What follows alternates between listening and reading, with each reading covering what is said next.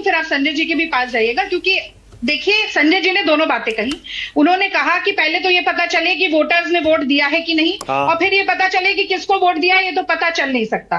तो अगर ये पता नहीं चल सकता कि भाजपा को ही वोट दिया है, तो ये भी नहीं कह सकते कि कांग्रेस को वोट दिया। मैं तो कहती हूँ किसी को भी वोट दिया है। ये चुनाव आयोग क्यों नहीं बताता है कि ऐसे कागजात क्यों दिए जा रहे हैं जिनको कंप्यूटर पढ़ नहीं सकता। संजू, आ रहा हूं आपके पास, प्लीज एक सेकंड। जिनका ऑप्टिकल कैरेक्टर रिकॉग्निशन नहीं हो सकता, ऐसे दस्तावेज क्यों दिए जाते हैं?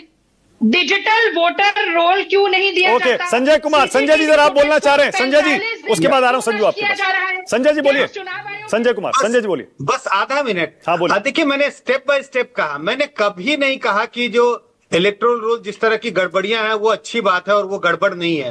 मैं तो हमेशा कह रहा हूं कि ऐसी चीजें नहीं होनी चाहिए। और रागिनी जी ने जो कहा कि इससे क्या आस्था बढ़ेगी, कभी नहीं बढ़ेगी आस्था। किसी की आस्था नहीं बढ़ेगी कि इस तरह के इलेक्ट्रोल रोल में गड़बड़ियां हैं।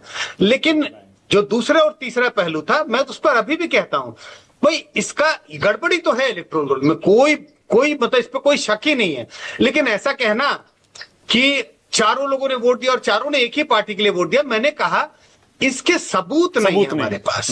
मैंने ये नहीं कहा कि कांग्रेस को वोट दे दिया और बीजेपी को, मैंने कहा इसके हमारे पास सबूत नहीं है। और मैं वहीं तक अपनी बात रखता हूं। ठीक है, ओके। हर्षवर्धन जी कुछ कहना चाह रहे हैं। और ऐसी गड़बड़ी नहीं होनी चाहिए। इससे आस्था कंपनी मतलब निश्चित रूप से कम होगी। बस मेरा इतना ही लिमिटेड रिस्पांस है। हर्षवर्धन जी देखिए, मानिक जी ठीक है, उन्होंने मुझे कह दिया कि वो समर्थक पत्रकार बोल रहे हैं, फिर संजय जी पे भी। ये जानते हैं क्या मानसिकता है? समर्थक ये मानसिकता ये है आप मोदी जी कि की किसी भी स्थिति में किसी को बोलने नहीं देना। ये तरीका आप देखिए, बोलने दीजिए ना प्लीज। किसी को बोलने नहीं देना, ये कांग्रेस प्लीज। की मानसिकता है, खतरनाक मानसिकता है।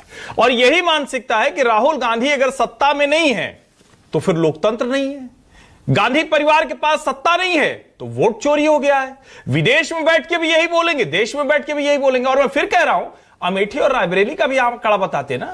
और क्या जानबूझ के फिर वोट बढ़वा देती है भारतीय जनता पार्टी की? चलो हिमाचल में सरकार। ओके, संजू वर्मा कैसी बेतुकी बातें कर रहे हैं। लोकतंत्र को संदेहास्पद करने की एक खतरनाक कोशिश है, अराजकता हो रही है। ओके, संजू आपकी बारी है, उसके बाद रागिनी आ रहा हूं। रुक जा।